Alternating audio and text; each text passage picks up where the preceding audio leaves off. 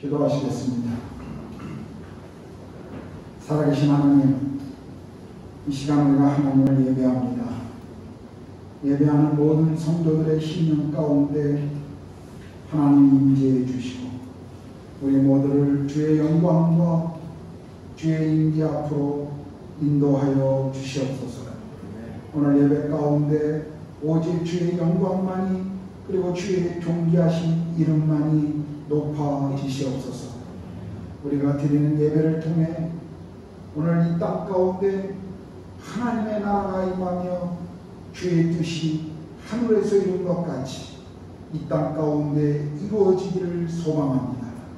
예배하는 모든 이들의 예배를 주께서 받으시고 찬양과 감사와 그리고 회복과 우리 안에 감격이 다시 드러나게 하여 주시옵소서. 감사합니다. 주님을 찬양합니다. 우리 주님 예수 그리스도의 이름으로 기도드렸습니다. 아멘. 거룩한 처소에서 예배드릴 수 있음은 주님이 친히 우리를 이 자리로 인도해 주셨기 때문입니다. 애국과도 같은 일 중독, 운동 중독, 질병에 대한 불안으로부터 건져내어 가나안 땅 같은 예배의 자리로 인도해 주신 여호와를 찬양합니다.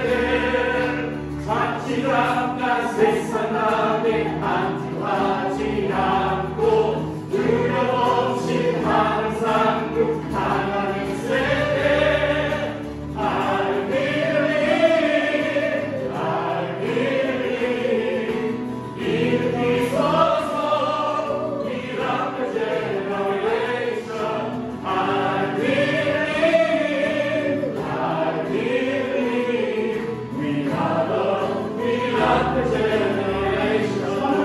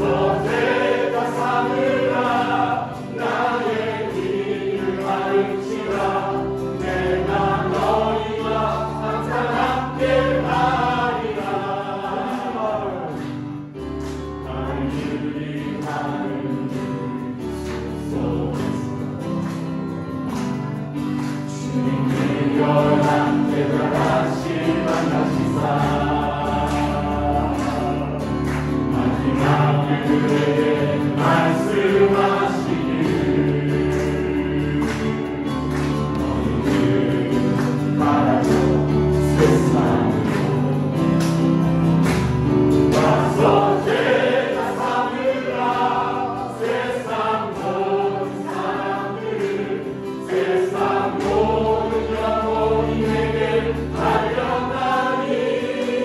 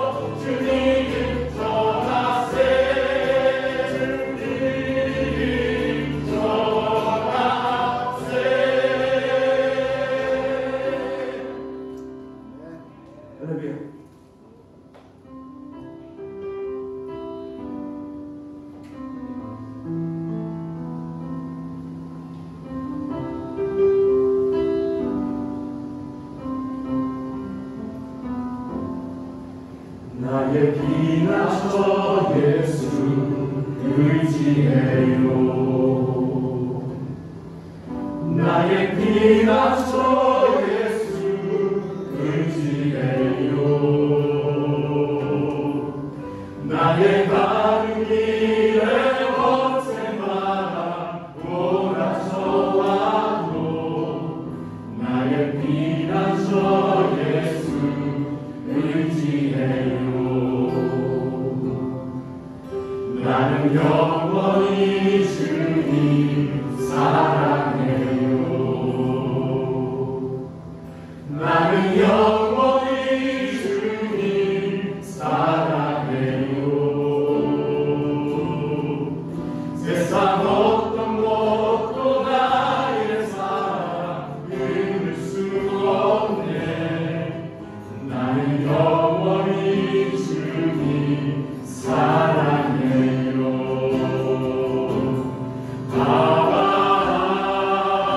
아버지 나를 사랑하시니 나의 모든 것 주께 드려요.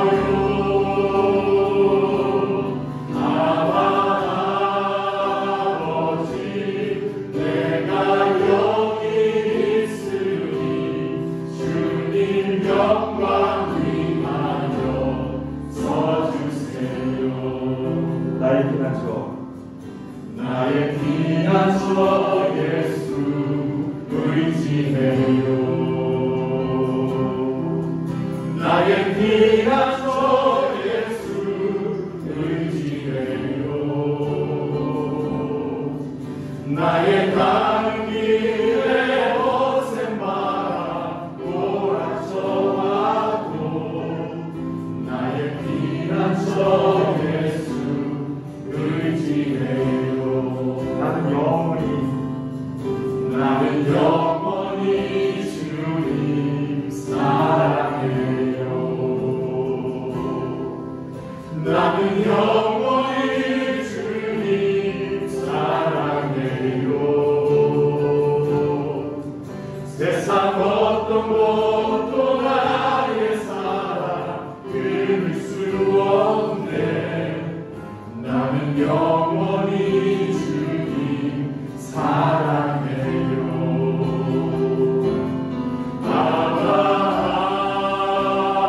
아버지 나를 사랑하시니 나의 모든 것 주께 드려요.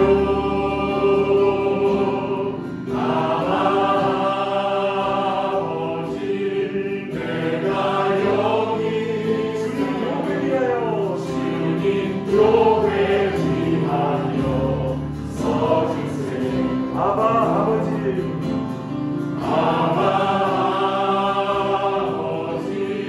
나를 사랑하시니 나의 모든 것 주께 드려요.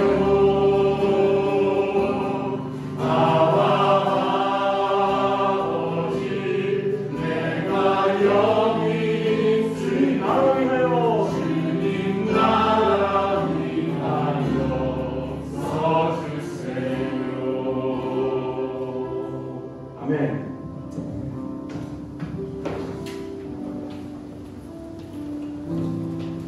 교회 공동기도 제목을 가지고 함께 기도합니다. 우리 예배의 회복을 위해서 계속 기도합시다. 우리 안에 예배의 감격과 예배의 열정 그리고 예배의 기쁨이 회복되어지도록 그 예배의 회복을 막는 게으름과 두려움과 염려를 극복하도록 예배 회복을 위해서 기도합니다. 또 예수 그리스도의 온전한 주님 되시니 우리 가정, 교회, 부부관계 부모, 자녀, 그리고 직장 일터에서 온전히 드러날 수 있도록, 그래서 주님의 뜻에 순종하고 성령의 다스림에 온전히 순종하는 우리 가정 일터가 될 수 있도록 기도합시다. 코로나, 댕기, 모든 주변의 위협으로부터 우리를 보호해 주시고 우리 모두가 주님의 선한 의뢰 안에 계속 경험하고 그 안에서 감사할 수 있도록 우리 함께 기도합니다. 기도하겠습니다. 하나님 아버지, 이 시간에 행복하다고 하나님을 위하여 기도합니다. 하나님, 나를 위한 모든 신령마다 신령으로 신령으로 예배하게 하시고 하나님 우리가 원하는 것이 예배의 자리로 주를 높이는 자리가 될 수 있도록 도와주시옵소서. 우리 안에 예배를 강요하는 모든 위협과 영토 우리가 떨쳐버리게 하시고 하나님 우리 안에 예배의 감격과 그리고 열정과 하나님 기쁨이 회복되어지도록 성령님 우리 모두를 그렇게 붙잡아 주시고 다스려 주시옵소서. 우리의 가정, 우리의 일터, 우리의 부부관계, 우리의 자녀들과의 관계 하나님 모든 곳에 예수 그리스도의 온전한 주님 되심이 하나님 주장되어질 수 있도록 도와주시옵소서. 우리 모두가 성령의 음성 앞에 귀 기울이며 성령의 인도하심 앞에 온전히 순종할 수 있도록 인도하여 주시옵소서. 코로나와 댕기와 하나님 모든 주변에 하나님 건강을 위협하는 모든 위협으로부터 우리를 보호해 주시고 우리 모두가 날마다 주님의 은혜를 경험하며 주의 선하심 앞에 하나님 감사와 찬양을 드릴 수 있도록 하나님 함께하여 주시옵소서. 우리 아이들이 학업에 있어서 지혜를 주시고 또 직장에서 일하는 우리 형제자매들이 일터에서 지혜를 주셔서 우리가 있는 곳이 우리를 인해 주님의 영광이 드러날 수 있도록 기도합시다. 또 인도가 경제, 정치, 코로나 모든 부분의 영역에 안정되고 또 공무원 사회 또 모든 사회에 만연되어 있는 부패가 사라지고 공의와 정직과 상식이 회복되어지는 그런 나라가 될 수 있도록 기도합시다. 그리고 바라나시 교회 예배당 건축을 위해서 우리가 계속 기도합니다. 기도하겠습니다. 하나님 아버지, 정말 우리 아이들이 이제 다시 학교에 하나님 등교하고 있습니다. 하나님 아버지, 등교할 때마다 모든 아이들의 건강과 하나님 생명을 지키시고 아이들이 학업을 따라가는데 지혜를 주셔서 어려움이 없도록 도와주시고 하나님 낯선 곳에 낯선 문화 속에 낯선 언어로 공부하는 모든 아이들을 한 명 한 명을 붙잡아 주시옵소서. 또 일터에서 일하는 모든 형제자매들에게 주님이 지혜를 주시고 하나님 아버지 정말 부패와 하나님 정말 여러가지로 하나님 어려움이 많은 이 사회 속에 하나님 인도 땅에서 사업하는 데 지혜를 주시옵소서. 하나님의 공의와 정의가 온전히 드러나게 하시고 우리 모두가 정직함으로 성실함으로 이 일들을 감당할 수 있도록 도와주시고 우리가 있는 곳이 우리로 인하여 주님의 영광과 축복이 하나님 흘러가며 드러나도록 함께하여 주시옵소서. 인도의 모든 코로나와 하나님 경제와 정치가 속히 안정될 수 있도록 도와주시옵소서. 인도가 정말 하나님의 공의와 정의가 그리고 상식이 회복되어지며 하나님이 그것이 주장되어지는 나라 되도록 주여 궁의를 베푸시고 이 땅을 불쌍히 여겨 주시옵소서. 하나님 바라나시 교회가 계속 예배당을 건축하고 있습니다. 하나님 예배당 건축하는 가운데 하나님이 함께하여 주시고 산제이 구마로 전도사에게 지혜를 주시고 그 땅 가운데 하나님께서 복음의 영광이 그리고 부흥을 경험하도록 도와주시옵소서. 우리 한인교회들을 위해서 기도합니다. 한인교회들 가운데 하나님께서 부흥을 허락해 주시고 그리고 모든 목사님들 사역자들의 가정 가운데 성령으로 충만할 수 있도록 그리고 모든 교회에 수고하는 일꾼들을 그들의 수고와 눈물을 주께서 갚으시고 더 많은 일꾼들이 우리 한인교회 안에 일어날 수 있도록 우리가 기도하고 또 우리 교회가 영혼구원과 그리스도의 제자를 세워가는 교회가 계속될 수 있도록 또 우리 주일학교 청소년부를 위해 좋은 사역자를 하나님이 보내주시고 믿음 안에서 우리 아이들이 계속 잘 자랄 수 있도록 우리 교회와 한인교회를 위해서 함께 기도합니다. 하나님 아버지, 정말 이 땅에 한인교회들을 세우신 주님을 찬양합니다. 하나님 우리 교회마다 주께서 함께하여 주시고 교회마다 복음의 영광이 그리고 하나님 나라의 메시지가 올바로 증거되게 도와주시고 강단을 축복하시고 기름 부으시고 모든 사역자들 목사님들을 성령으로 충만케 하여 주시고 모든 교회들이 아름다운 연합과 동역으로 하나님 인도 땅을 잘 섬길 수 있도록 도와주시옵소서. 우리 한인교회들을 통하여 이 땅 한인 교민들 속에 영적인 부흥들이 일어나게 도와주시고 하나님 복음의 비밀이 드러날 수 있도록 성령님 그렇게 역사하여 주시옵소서. 우리 교회 주일학교회와 청소년 사역자를 하나님께서 보내주시고 하나님 좋은 일꾼들을 세워갈 수 있도록, 그리고 우리 아이들이 어렸을 때부터 믿음 안에서 잘 양육되어질 수 있도록 도와주시옵소서. 하나님 교회 안에 수고하는 모든 찬양팀들, 하나님 목자들, 그리고 예배팀들, 섬기는 모든 손길들을 주께서 기억하시고 그 수고의 복의 복을 더하여 주시고 하나님 그 수고와 눈물과 기도를 주께서 갚아주시기를 간절히 기도합니다. 오늘 예배 속에 주여 주님만이 홀로 우리 가운데 나타나 주시옵소서. 하나님 아버지, 우리가 기도한 모든 기도의 제목을 주께서 응답하시고 또 이 땅 가운데 하나님의 나라와 복음의 영광이 드러나도록 성령 하나님 날마다 기름 부으시고 이 땅을 불쌍히 여겨 주시옵소서. 오늘 예배를 주님 앞에 올려드립니다. 주님, 마칠 때까지 주의 성령께서 온전히 주관하여 주시옵소서. 예수님의 이름으로 기도드렸습니다. 아멘.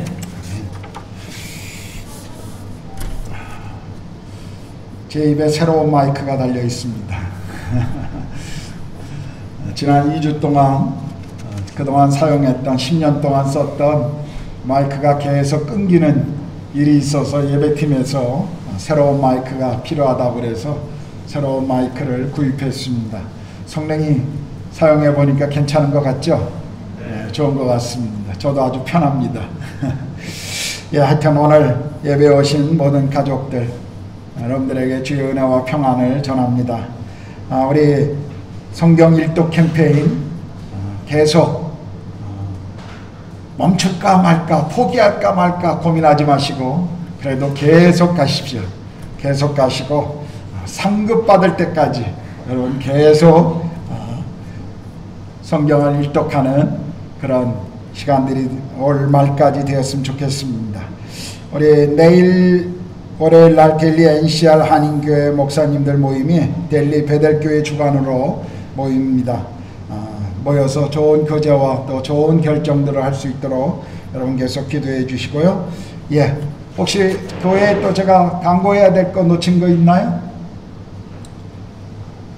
예, 없으시면 오늘 마가복음 3장 13절에서 19절 말씀 우리 오충재 형님 나오셔서 봉독해 주시겠습니다.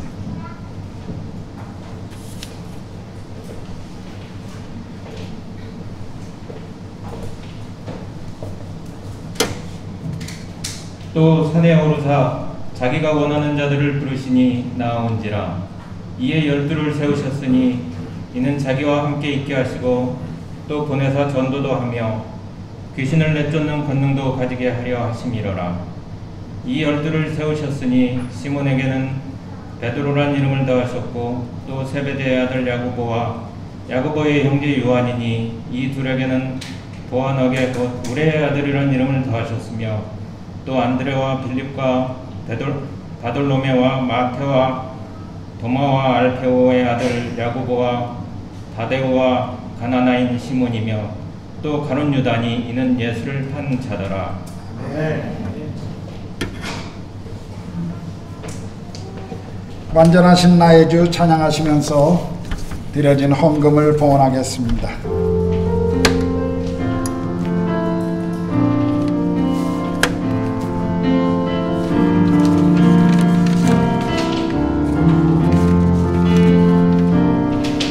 완전하신 나의 주 의의 길로 날 인도하소서.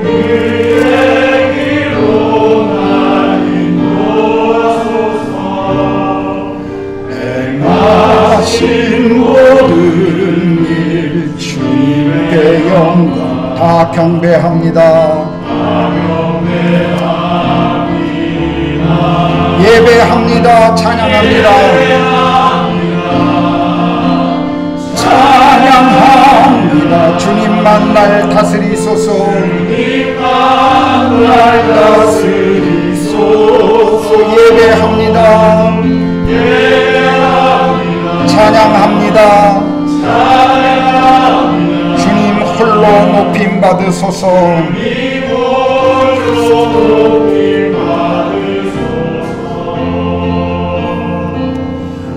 하나님 아버지, 우리가 찬양한 것처럼 이 예배를 통해서 오직 한 분 주님만 우리 가운데 높임을 받아 주시옵소서.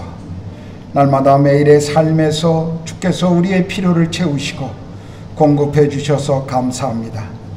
교회의 필요, 또 하나님 나라와 복음의 영광을 위해, 그리고 이 땅의 가난한 이들을 위해 우리가 주님 앞에 헌금을 드립니다. 그 옛날 마게도냐의 교회의 성도들처럼 헌금만 드리는 것이 아니라 헌금과 함께 우리 자신을 주 앞에 드리게 하여 주시옵소서. 이 물질이 사용되어지는 곳에 하나님의 영광이 드러나게 하시고, 물질이 사용되어지는 곳에 기쁨이, 축복이 흘러가게 하여 주시옵소서. 물질을 드린 모든 성도들의 손길을 주께서 복으로 더하시고, 날마다 쓸 것을 채우시고, 모든 우리 삶의 주인이 주님이심을 고백하게 하여 주시옵소서. 이제 주의 말씀을 우리가 듣기를 원합니다. 오 성령 하나님, 말씀을 우리 가운데 선포하여 주시고, 우리 모두는 주의 말씀 앞에 아멘으로 순종하며 이 말씀을 따라 살아가는 제자들이 되도록 주님 그렇게 축복해 주시옵소서. 감사합니다. 우리 주님 예수 그리스도의 이름으로 기도드렸습니다. 아멘.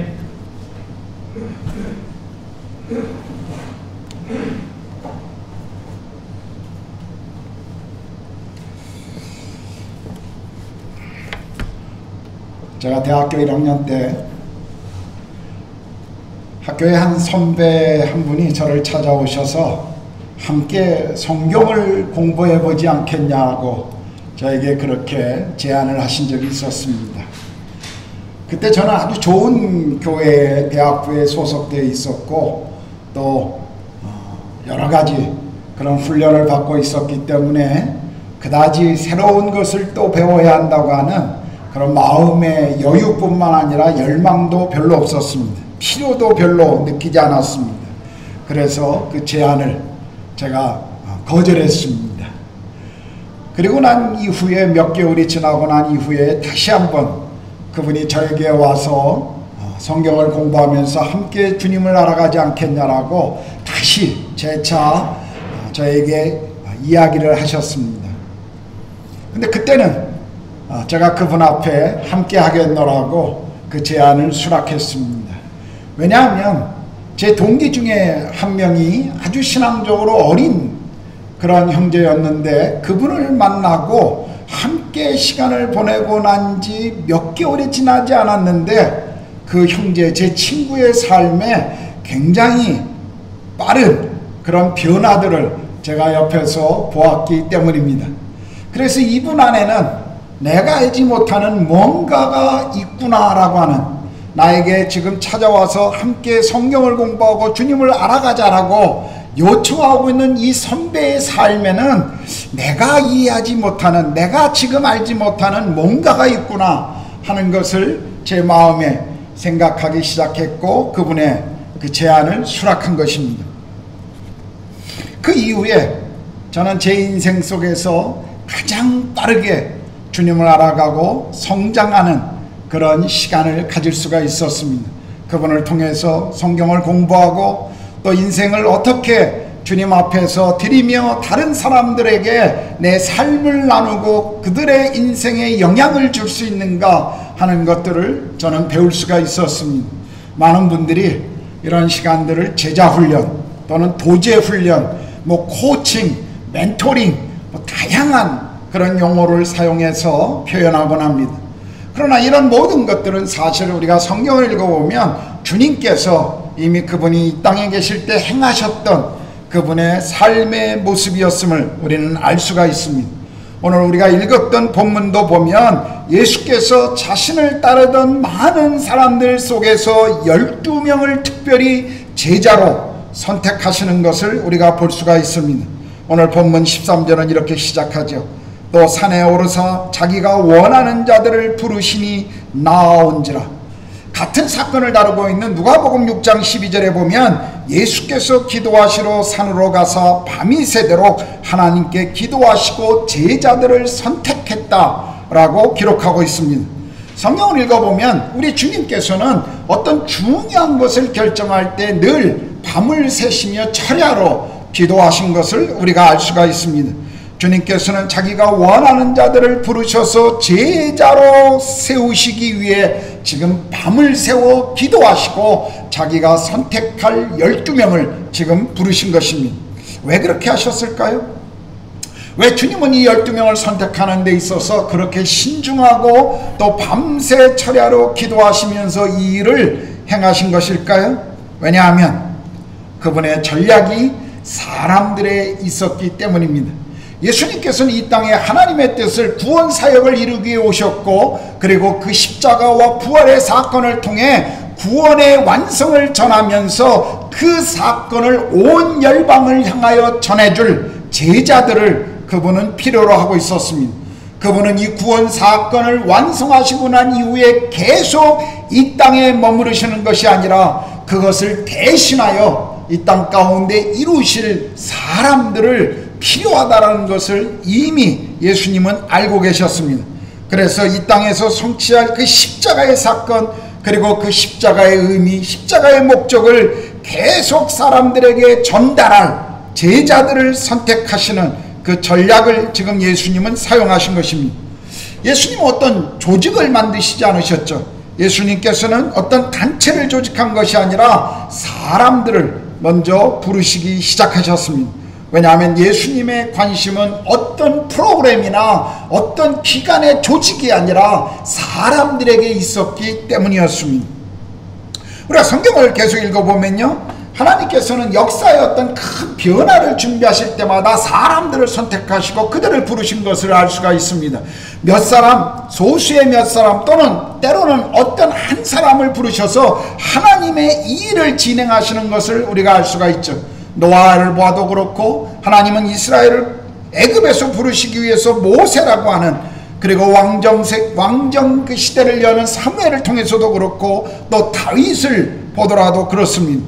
그런데 오늘 우리가 본문을 보면 특별히 12명의 사람들을 제자로 부르시고 계십니다.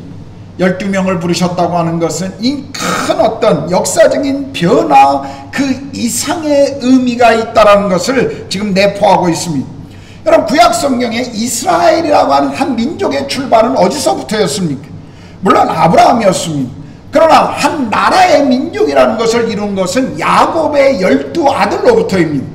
그 12아들이 12지파를 이루어서 이스라엘이라고 하는 한 나라를, 민족을 이루게 하신 하나님의 의도가 있었죠. 그리고 그들을 통해서 온 열방에 하나님의 살아계심, 그분이 누구신가를 증거하기 위해서 하나님은 그 12아들을 사용하셨습니다.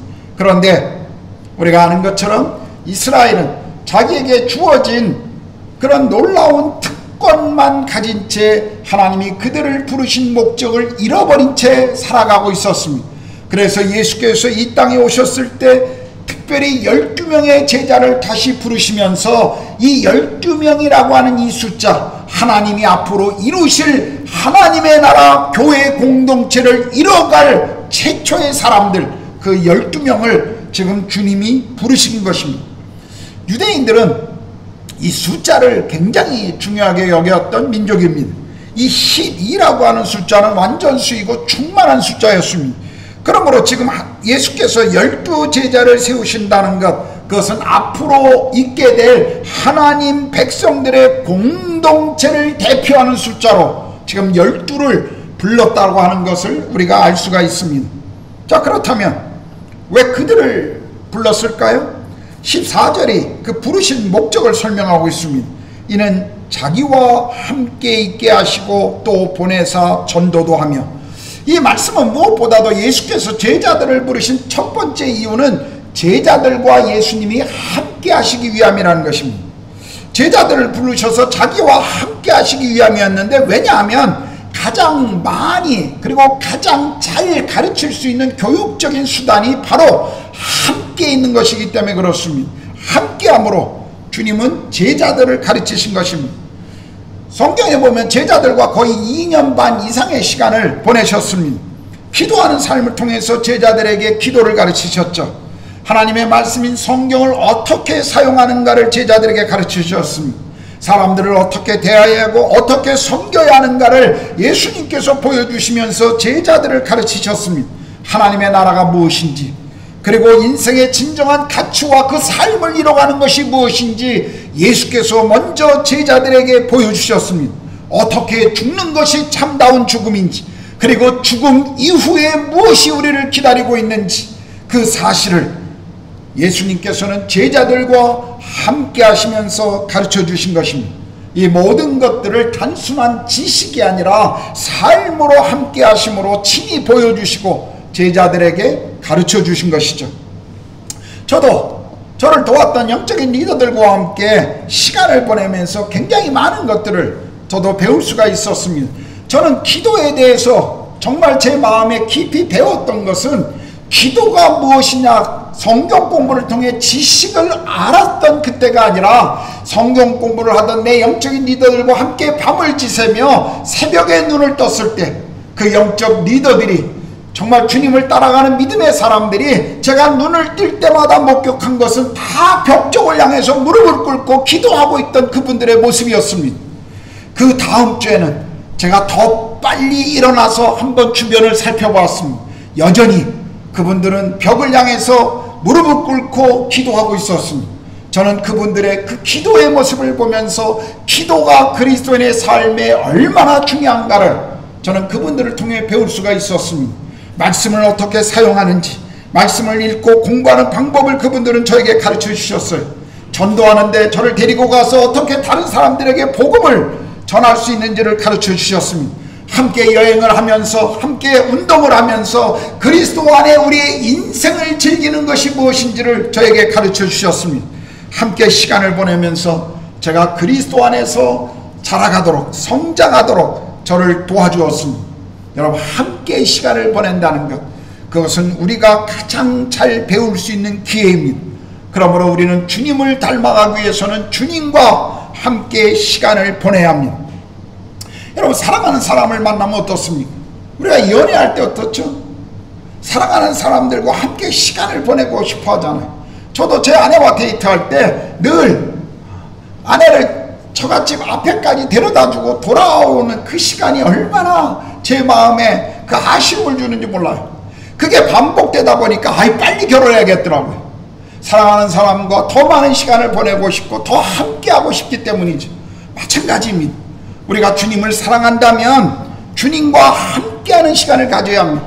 주님과 교제하는데 가장 중요한 것은 주의 말씀인 성경과 기도로 그분과 함께하는 것입니다. 만일 여러분의 마음 가운데 기도에 대한 갈망, 하나님의 말씀에 대한 갈망이 없다면 이것은 이미 여러분의 영혼이 힘이 병들어 있다는 것을 우리에게 보여주고 있는 것입니다. 여러분, 매일 정기적인 시간을 내셔야 합니다. 매일 10분, 15분이라도 성경을 읽고 기도하는 것들을 가져. 어떤 분들은 그런 얘기를 해요. 목사님, 기도하고 싶어도 기도할 게 없습니다. 왜 기도할 게 없는 줄 아십니까? 기도 안 하기 때문에 그렇습니다. 기도하는 사람들을 보십시오. 시간이 부족합니다. 기도하면 할수록 더 많은 기도의 제목들이 생기고 더 많은 기도할 것들이 생깁니다. 기도하지 않기 때문에 기도할 게 없는 거예요. 여러분, 말씀을 읽어보십시오. 그 말씀 안에서 나를 향한 그분의 계획, 나를 향하신 그분의 사랑을, 이 사랑의 편지를 읽어보십시오. 왜 우리가 이 성경이 그립지 않겠습니까? 왜 성경이 사랑스럽지 않겠습니까? 여러분, 매일 정기적인 시간들을 내고 그렇게 시간을 내서 주님과 교제하는 것뿐만 아니라 그리고 교회 안에 믿음의 사람들과 함께 성경을 공부하고 함께 기도하고 함께 교제하는 그런 모임들 속에 참여하는 것이 그래서 중요한 것입니다. 이것은 굉장히 중요하죠. 주님은 지금 그렇게 제자들을 부르시고 함께 시간을 보내고 계신 거예요. 또 한 가지 주님이 부르신 다른 이유는 보내어 전도하게 하심이라고 말씀하시죠. 귀신을 쫓아내는 권능을 주셨다고 했는데 사실 그런 능력들도 복음을 전하기 위한 수단으로 주님이 그것을 허락하신 것입니다. 그러므로 중요한 목적은 보내어 전도하게 하신다는 것입니다. 여러분 누가복음을 보면 12 제자를 가리켜 사도다 이렇게 불렀습니다. 사도라는 말은 보냄을 받았다라는 뜻입니다. 오늘날 표현으로 하면 아마 선교사라는 말과 같은 의미일 것입니다. 그리스도인들은 죄된 세상에서 부름받아서 하나님의 나라의 백성이 된 사람들입니다. 하나님이 우리를 세상으로부터 불러 하나님 나라의 백성이 되게 한 것은 여기 머물러 있으라고 하신 것이 아니라 이곳을 통해서 다시 훈련되어져 세상을 향해 나가라고, 세상에 나가서 하나님의 나라의 이 가치를 전하라고 주님이 우리를 부르셨다는 것을 우리 잊지 말아야 합니다. 그러므로 우리는 세상에 파송받은 하나님 나라의 선교사들이고 하나님 나라의 백성들이라는 것입니다. 여러분 그리스도인인 우리 모두는 사역자만이 아니라 선교사만이 아니라 우리 모두는 이미 세상에 하나님으로부터 파송받은 선교사라는 것을 우리는 잊지 말아야 합니다. 고린도후서 5장 20절에 보면요, 그러므로 우리가 그리스도를 대신하여 사신이 되어 하나님이 우리를 통하여 너희를 권면하시는 것 같이 그리스도를 대신하여 간청하노니 너희는 하나님과 화목하라. 여기 죄인들과 하나님과 화목하기 위해서 하나님이 우리를 세상에서 하나님 나라의 대사로 보내셨다라고 지금 말씀하고 있죠. 한 나라를 대표하는 것은 그 나라의 대사입니다.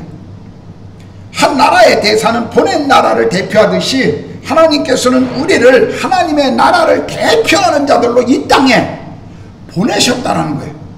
그러므로 여러분과 저는 이 땅에 하나님 나라의 대사입니다. 이 책임과 함께 우리는 특권을 가지고 있는 것이에요. 제발 세상에서 조금 없다고, 남들보다 조금 가진 게 덜하다고, 남들보다 조금 밑에 있다라고 쫄지지 마세요. 제발 그런 거 가지고 인생에 여러분의 움츠려들지 마세요. 우리는 하나님 나라의 대사입니다. 하나님 나라를 대표하기 위해서 여기에 있는 사람들이에요. 우리를 통해서 하나님의 나라와 하나님이 드러나기를 원하시는 것입니다. 어떤 분들은 이 세상에 살면서 정말 이 땅에서 조금 더 못 가진 것 때문에, 조금 더 낮아진 위치 때문에 얼마나 움츠리고 있는지 몰라요. 여러분 좀 당당하셔야 합니다. 내가 누구인지를 정말 바로 알아야 합니다. 하나님은 우리를 보내어 이 땅에 대사로 삼으셨다는 것을 잊지 마십시오. 여기 마태복음 28장 19절 20절에도 보면요, 그러므로 너희는 가서 모든 민족으로 제자를 삼으라. 여기 모든 민족으로 제자를 삼으라고 말씀하셨어요. 여러분 예수님의 제자들은요 12명 거의 대부분이 갈릴리 주변을 벗어난 적이 없는 사람들이었습니다. 정말 시골 사람들이에요. 그런데 그런 사람들을 향해서 예수께서 온 민족을 제자로 삼으라고 지금 선언하고 계신 것입니다. 너무 웃기지 않습니까? 예수님 조금 너무 도가 지나친 말씀 아닐까요? 그런데요 정말 이들로 시작해서 세상이 바뀐 것입니다. 오늘 복음이 우리까지 찾아올 수 있었던 이유, 이 12명의 헌신이 있었기 때문입니다. 12 제자를 부르셨다는 것, 이건 단순히 인터넷 시대의 빠른 변화들 또는 뭐 어떤 다른 스타벅스 커피점이 늘어난 세상을 놀라게 하는 어떤 경제적인 사건들, 이런 것과 지금 뭐에 비교할 수가 없는 것입니다. 이건 차원이 다른 얘기예요. 지금 예수님이 12명을 부르셨다고 하는 것은 세상을 구원하는 스토리의 시작인 것입니다. 하나님의 구원 역사를 어떻게 이뤄가실 것인가, 그분의 전략이 지금 드러나고 있는 사건입니다. 오늘 말씀에 12 제자를 부르신 이야기, 예수님 당시나 또 지금이나 또 미래의 세상 전체를 하나님의 구원의 잔치로 사람들을 초대하기 위해 사람을 부르신, 그분의 제자를 부르신 혁명적인 사건이었던 것입니다. 그런데요 16절에서 19절까지 선택된 12명의 제자들의 이름이 소개되고 있습니다. 한번 볼까요? 이 12를 세우셨으니 시몬에게는 베드로라는 이름을 더하셨고 또 세베대의 아들 야고보와 야고보의 형제 요한이니 이들에게는 보아너게 곧 우레의 아들이라는 이름을 더하셨으며 또 안드레와 빌립과 바돌로메와 마테와 도마와 알페오의 아들 야고보와 및 다데오와 가나나인 시몬이며 또 가룟 유다니 이는 예수를 판 자더라. 여러분 오늘 성경이 소개하는 이 12명을 좀 보십시오. 12명의 공통적인 특징이 뭡니까? 다 평범한 사람들입니다. 이 12명의 사람들이 가진 가장 두드러진 특징은요, 당시에 아무도 유명한 사람이 한 명도 없다라는 거예요. 여러분, 제가 만일 예수님이었다면, 그리고 세계 복음화의 일꾼들을 제가 만일 부르기를 원했다면, 아마 예루살렘에 당시 잘 나가고 있는 제사장들, 서기관들, 아마 그런 사람들 가운데 선택했을지 모르겠어요. 그런데 예수님께서는 갈릴리 북부 호수 주변에 사는 정말 이름 없고 별 볼 일 없는 평범한 사람들을 부르셨습니다. 대도시도 아니고 시골 바닷가 출신들입니다. 12명의 제자들 가운데 오직 가룟 유다만 남쪽 유대 사람이고 나머지 11명은 다 그 당시 이스라엘 사람들이 천하게 여겼던 저 북쪽 지방 사람들이었습니다. 직업도 갈릴리 호수의 어부나 세리와 같은 특별한 것이 없었어요. 교육적인 배경을 보면 특별히 공부한 사람도 없습니다. 정말 예수님이 구원 역사를 이루기 위해서 선택한 제자들이라고 말하기조차도 부끄러운, 대부분 그런 사회적 배경, 백그라운드가 없는 그런 사람들이었습니다. 정말 세상적으로 볼 때 무언가 내세울 것이 하나도 없는 사람들이에요. 직업, 고향만 그랬습니까? 성격적으로도 이 제자들은 아주 다양했어요. 시몬은 성경에 보면 정말 나서기 좋아하고 성격이 조급하고 굉장히 다혈질이고 충동적인 사람이었습니다. 그런데 오늘 성경에 보니까 그 시몬을 반석이라고 하는 의미를 가진 베드로라는 이름을 예수님께서 그 시몬에게 지어주셨죠. 이 방방 뜨는 이 시몬을 반석과 같은 견고한 사람으로 앞으로 만들어 갈 것이다. 그것을 지금 이 이름을 주시면서 지금 예수께서 표현하신 것입니다. 우리는 요한 1서, 2서, 3서를 읽으면서 보통 사도 요한이 얼마나 사랑의 사람인가, 야사의 교회 야사에 하면 그는 죽을 때 눈이 멀어서 귀가 잘 들리지 않는 그 나이 많아서 거의 죽게 되었을 때 사람들이 무언가를 물어보고 그리고 우리에게 예수님에 대해서 말씀해 달라고 그러면 사도 요한은 죽을 때까지 계속 강조했던 것이 하나님은 사랑이니라. 그러므로 너희가 서로 사랑하라고 말씀하셨다고 합니다. 요한 1서 2서 3서를 읽어보면 얼마나 사랑에 대한 것을 우리에게 요한이 가르쳐주고 있습니다. 그래서 우리는 흔히 사도 요한을 사랑의 사도라고 말하죠. 그런데 오늘 성경에 보니까 그는 사랑의 사도가 아니라 우레의 아들이라는 별명을 가지고 있었습니다. 왠 줄 아십니까? 요한은 사랑스러운 사람이 아니었습니다. 우리가 아는 것과는 정반대의 사람이에요. 그는 혈기가 왕성했던 청년이었습니다. 어느 날 누가복음 9장에 보니까 예수님이 제자들과 함께 사마리아로 들어가고 있는데요, 이들이 예루살렘으로 여행한다는 것을 알았던 사마리아 사람들이 예수님을 거부합니다. 우리 마을에 들어오지 말라고, 관계가 안 좋았기 때문에. 근데 그때 그들을 보고 요한이 뭐라고 그런지 아세요? 9장 54절에 보니까 선생님, 하늘에서 그냥 불을 내려서 이 사람들을 멸해버립시다. 천둥 번개를 쳐서 이 사람들 싹 죽여버리자는 거예요. 그렇게 혈기왕성하고 성격이 아주 강했던 사람이 요한이었습니다. 우레의 아들이라는 별명을 가졌어요. 그런데 그를 주께서 사랑의 제자로, 사랑의 사도로 변화시키신 것입니다. 제자들의 정치적인 색깔도 달랐습니다. 여러분, 마태는 직업이 세리였습니다.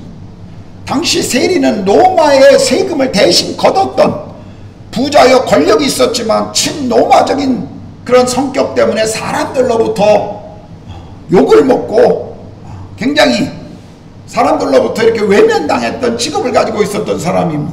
친로마적인 사람이죠. 로마를 위해서, 당시 이스라엘을 정복하고 다스리던 로마를 위해서 일하는 사람이었기 때문에 이스라엘 사람들에게는 반역자 같은 사람이었습니다. 부역자죠, 한마디로 말하면. 그런데 가나나인 시몬이라고 하는 제자가 있습니다. 가나나인, 열심당원이라는 뜻이에요. 셀로 땅이라고, 당시 로마에 항거하기 위해서 테러를 자행했던 테러리스트들이었습니다. 반로마적인 사람이었어요. 그런데 친로마적인 마태와 반로마적인 가나나인 시몬이 예수님의 12 제자들 가운데 같이 있었습니다.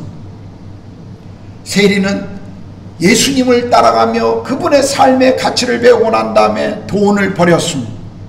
가나나인 시몬은 예수님을 통해 하나님 나라의 가치를 배우고 난 다음에 세상에 그 나라의 가치를 그는 포기했습니다. 또 제자들을 보십시오. 성향도 달랐어요. 성경에 보면 바돌롬의 빌립은 아주 체계적인 사람이었습니다.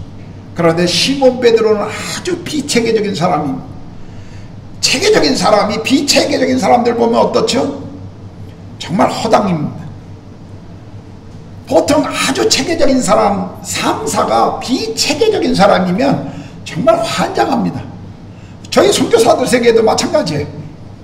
팀장이 비체계적인 사람인데 그 팀원으로 아주 꼼꼼하고 체계적인 사람이 들어오면요, 정말 얼마나 힘든지 몰라요.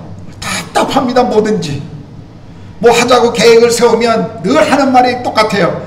기도합시다. 굉장히 영적인 것 같지만 어떤 의미에서 굉장히 비체계적인 것을 영적인 것으로 감추려고 하는 그런 사람들이 많이 있습니다. 반대로요, 체계적인 사람이 비체계적인 사람이 체계적인 사람들을 보면 어떻습니까?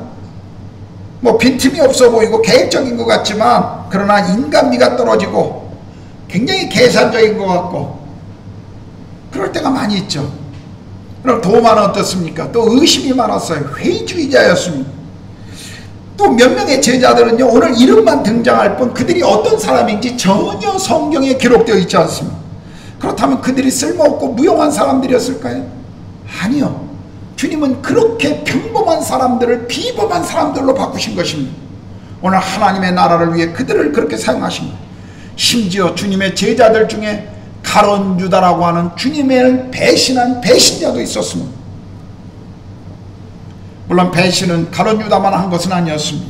대표적인 것은 시몬 베드로도 주님을 모른다고 배신했습니다. 그러나 중요한 것은 베드로는 자신의 잘못을 깨달았을 때 주님 앞에 회개하고 통회하고 나왔지만 유다는 스스로 자기 목숨을 끊어 자기 죄를 스스로가 감당하려고 했다는 것이죠. 무엇은 차이입니까?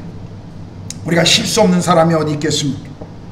그러나 우리가 실수했을 때 그 실수를 주님 앞에 가지고 나오고 있느냐, 아니면 자기가 스스로 해결하려고 하느냐, 이 차이라는 것이죠. 여러분, 이런 다양한 사람들이 주님의 12 제자였습니다. 그렇다면 이런 배경을 가진 사람을 주님이 선택한 그 이유, 그 목적을 보면서 우리가 무엇을 배울 수 있습니까? 오늘 우리에게도 마찬가지예요.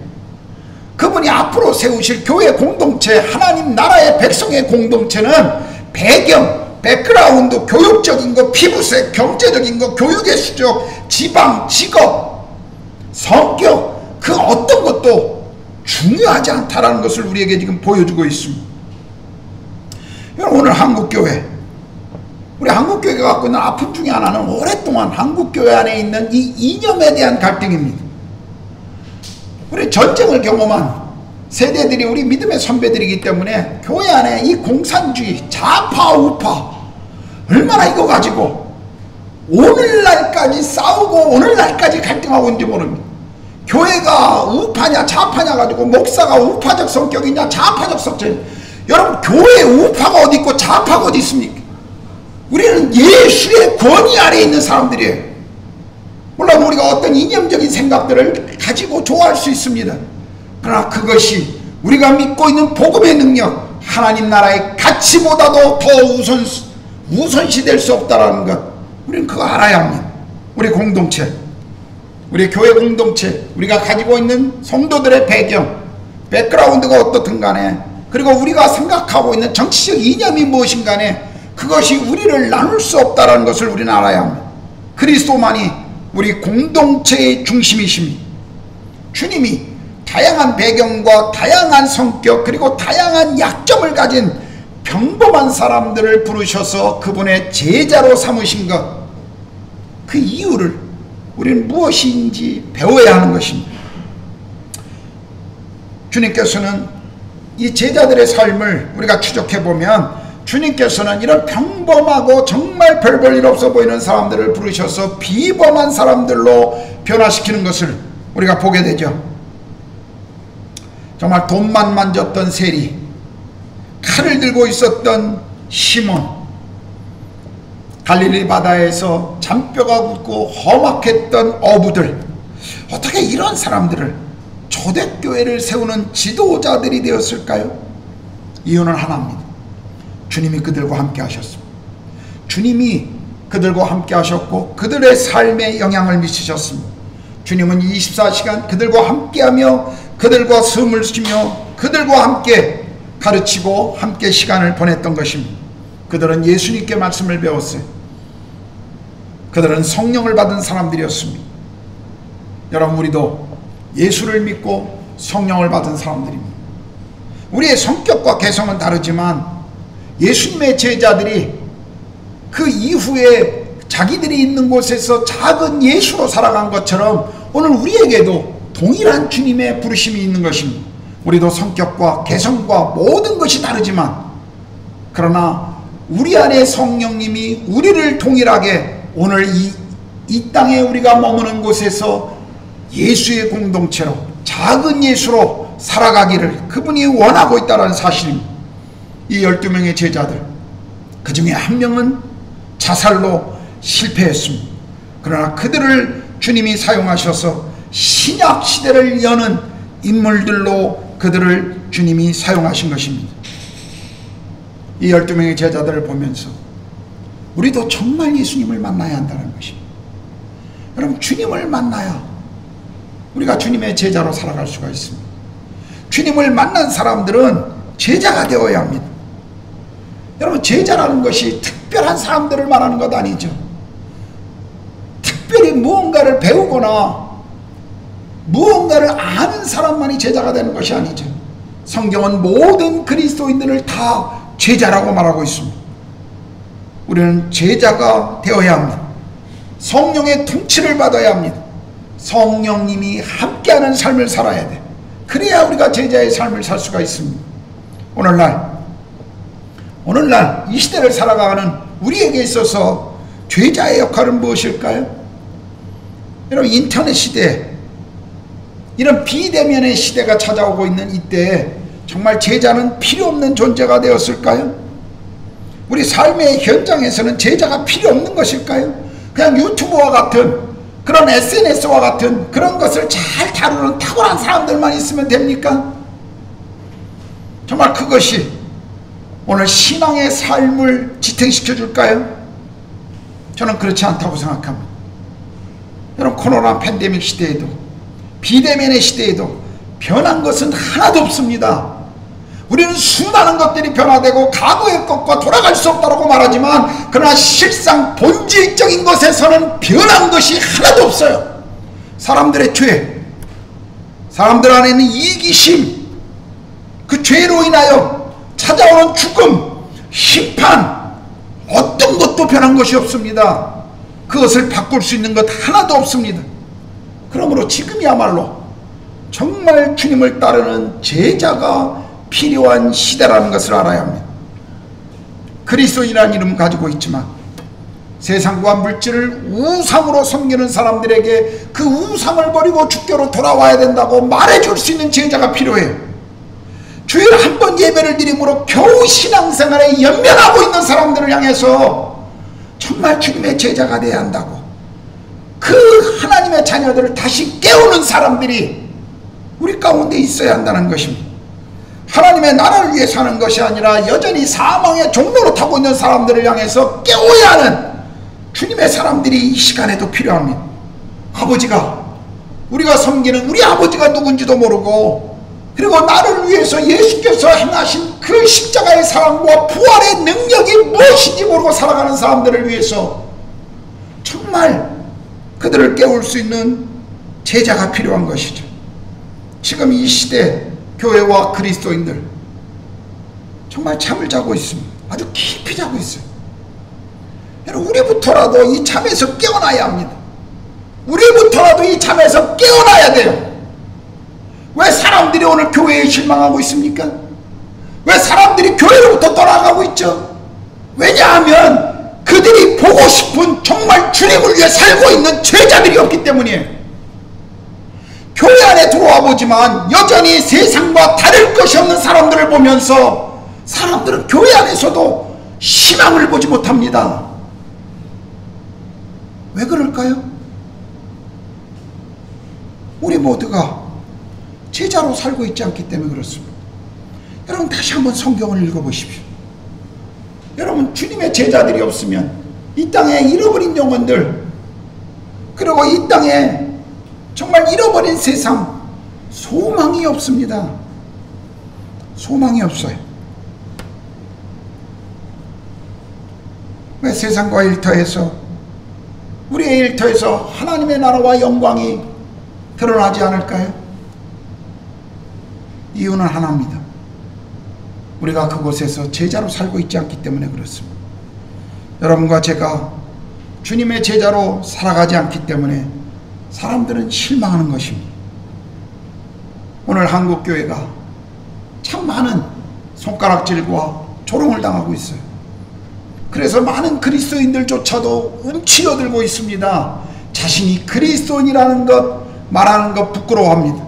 특별히 목사들. 요즘 목사들끼리 농담이 어디 가서 목사라는 거 말하기 참 부끄러운 시간이 되었다라고 목사들끼리 그런 얘기합니다. 그러나요, 여전히 어두운 이 시대를 밝히고 사람들을 깨울 수 있는 것, 영혼들을 구원하는 것, 그건 주님을 따르는 사람들의 일입니다. 우리는 잃어버린 영혼들을 우리 삶의 현장에서 구원해야 될 사람들입니다. 우리의 일터에서 하나님의 나라를 보여주어야 합니다. 그것이 제자의 삶인 것입니다.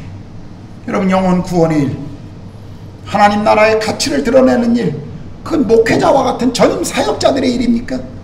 그렇지 않습니다. 성경이 어디 목회자들에게, 선교사들에게만 그 일을 맡기고 있나요? 그렇지 않아요. 오늘 세상은 어두움이 깊어지면 깊어질수록 교회가 더 많은 어려움에 비난 가운데 직면하면서 사람들은 더 주님을 정말 따라가는 주님의 사람들을 보고 싶어 합니다. 제자를 보고 싶어 합니다. 살았으나 실상은 네가 죽었노라고 주님이 책망했던 교회의 모습이 아니라 우리는 다시 깨어나야 합니다. 어느 날 주님이 우리에게 이것을 물으실 것입니다.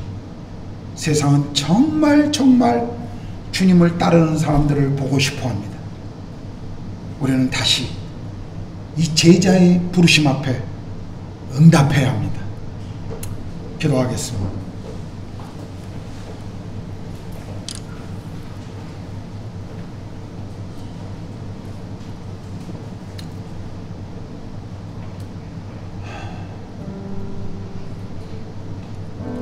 오늘 말씀을 기억하면서 우리 주님 앞에 좀 기도합시다. 설교를 준비하던 제 자신도 설교를 준비하고 결론을 내기가 참 쉽지 않았습니다. 어떻게 이 말씀에 마무리를 해야 할까? 설교를 준비하는 한 주 내내 제 마음 가운데 고민했습니다. 자칫하면 성도들을 책망하는 것 같고, 자칫하면 꾸짖는 것 같고,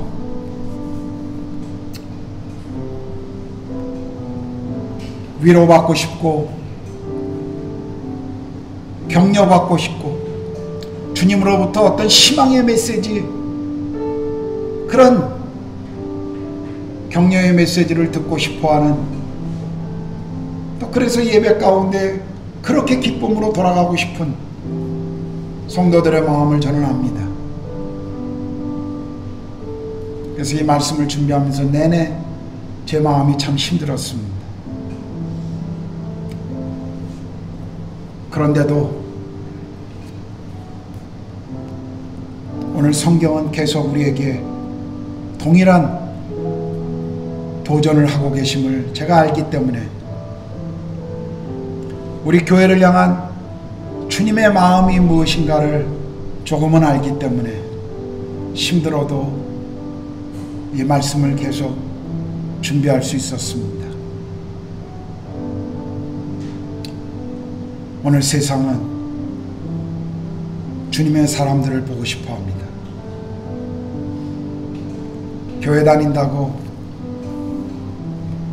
그리스도인이라고 말하지만 나와 똑같은 사람, 아니 어떤 사람 나보다도 더 못한 사람들이 아닌, 좀 못 가져도, 좀 바보 같아도, 남들에게 좀 욕을 먹더라도 정말 주님이 원하는 삶을 살아가는, 자기가 믿고 아는 것대로 살아가는 주님의 제자들, 세상은 오히려 그들을 보고 싶어 합니다.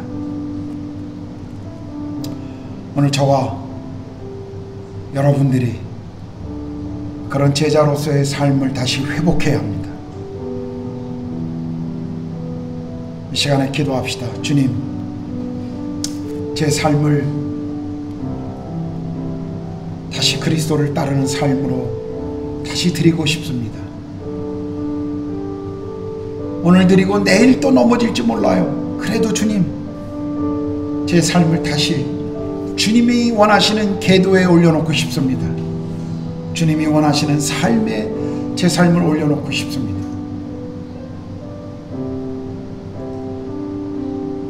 주님, 저를 사용해 주십시오. 제가 있는 곳에 저를 통해서 하나님의 나라가, 복음이 흘러가게 해 주십시오. 우리 주님 앞에 기도하겠습니다.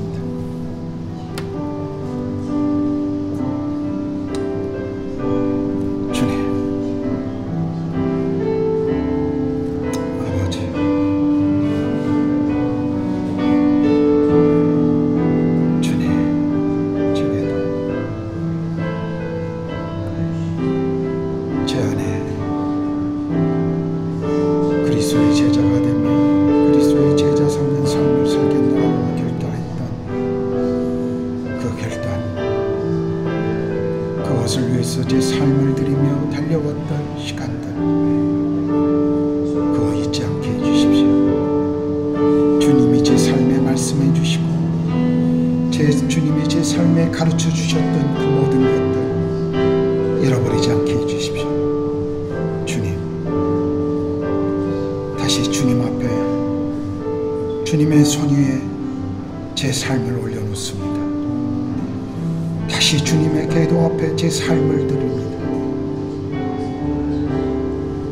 주님이 원하시는 대로, 성령께서 기대하시는 대로, 마음대로 사용해 주십시오.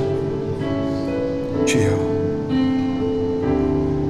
우리 성도들이 그렇게 삶을 살아갈 수 있도록 도와주십시오. 제자의 삶을 하나님 살아갈 수 있도록, 세상이 무엇을 우리를 기대하고 있는지 알게 해주십시오. 하나님이 우리 삶에 기대하시는 것이 무엇인지 우리가 알게 해주십시오. 그리고 그렇게 살게 해주십시오. 오 주님, 우리를 주님 그렇게 인도해 주십시오. 하나님 아버지, 참 평범한 사람들, 별 볼 일 없는 사람들, 아무것도 가진 것이 없는 사람들, 사회적으로, 경제적으로, 종교적으로, 교육적으로 우리라면 부를 것 같지 않은 사람들, 주님이 부르셔서 온 열방을 구원하는 일로 12명을 부르셨습니다. 주님, 갈릴리 호숫가에 그런 평범한 사람들을 주님이 부르셔서 사용하셨다면 우리의 인생을 주님이 왜 사용하지 못하실까요? 주여, 우리의 인생을 다시 주님의 손 위에 올려놓습니다. 주님, 다시 우리의 삶을 주님 앞에 내려놓습니다. 주님, 우리를 통치하시고 우리를 주님이 원하시는 것으로 인도해 주시고 주님이 원하는 삶에 우리 자신을 다시 드릴 수 있도록 하나님 그렇게 우리를 회복시켜 주시옵소서. 우리가 있는 곳에 하나님 나라의 가치와 복음을 위해 우리가 사용되어지도록 주님, 우리 인생을 그렇게 축복하여 주시옵소서. 사람들이 볼 때는 참 별 볼 일 없어 보이고 사람들의 시선에는 아무것도 아닌 것 같지만, 그러나 하나님 나라에 우리가 얼마나 값진 인생을 살고 있는지, 하나님 나라의 그 가치가 얼마나 놀라운지 우리가 그것을 알게 하시고 그것이 우리 삶의 실제가 되도록 주님, 우리를 그렇게 인도하여 주시옵소서. 그래서 우리가 머무는 곳에 주님의 나라가 일어나게 해주십시오. 복음의 능력이 시작되게 해주십시오. 교회가 시작되게 해주십시오. 하나님의 백성들이 일어나게 해주십시오. 하나님의 나라의 공의와 정의가 일어나게 해주십시오. 하나님의 나라의 긍휼이, 하나님 나라의 사랑이 보여지게 해주십시오. 우리를 하나님 사용해 주십시오. 세상 사람들이 우리를 통해 보고 싶어하는 그 하나님 나라를 보게 하여 주시옵소서. 우리를 다시 그리스도의 제자의 삶의 이 부르심의 초청 앞에 응답합니다. 주님, 우리를 사용하여 주시옵소서. 예수님의 이름으로 기도드렸습니다. 아멘. 아멘. 아멘. 우리 다 같이 일어나셔서 갈릴리 마을 우리 그 찬양 하시겠습니다. 갈릴리 마을 그 숲속에서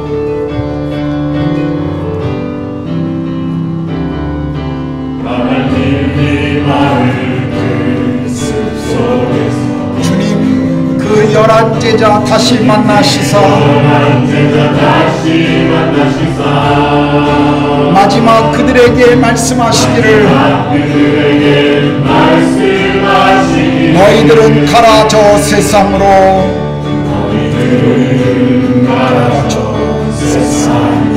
가서 제자 삼으라 제자 삼으라 세상 많은 사람들을 세상 모든 영혼이 내게 달려나니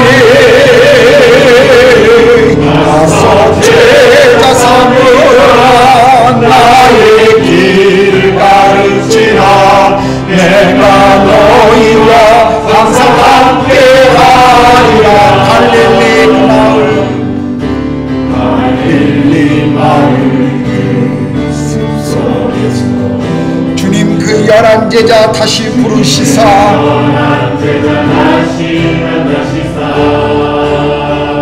마지막 그들에게 말씀하시기를 너희들은 가라 저 세상으로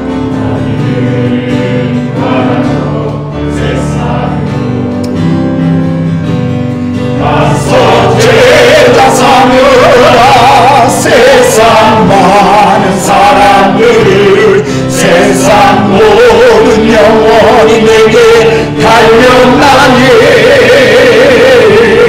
가서 제자 삼으라 나의 길을 가르치라 내가 너희와 항상 함께하라. 가서 제자 삼으라 가서 제자 삼으라 세상 많은 사람들을 세상 모든 영혼이 내게 달려나니 가서 제자 삼으라 제자 삼으라 나의 길을 가르치라 내가 너희와 항상 함께하리라. 이제는 우리 주님 예수 그리스도의 은혜와 하나님의 그 크신 사랑하심과 성령의 내주하시고 교제케 하심이 또 한 주 이 세상 우리를 부르신 곳에서 그리스도를 섬기는 제자의 삶을 따라가며 그 삶을 세상 가운데 보여주기를 소망하는 사랑하는 구로가온 한인교회 모든 성도들 머리 위에 우리 자녀들과 우리의 산업 위에 그리고 이 땅에서 복음과 하나님 나라를 위해 삶을 드리고 계시는 모든 선교사님들과 그 사역의 열매 위에 지금부터 영원까지 함께 하시기를 간절히 축원하옵나이다. 아멘.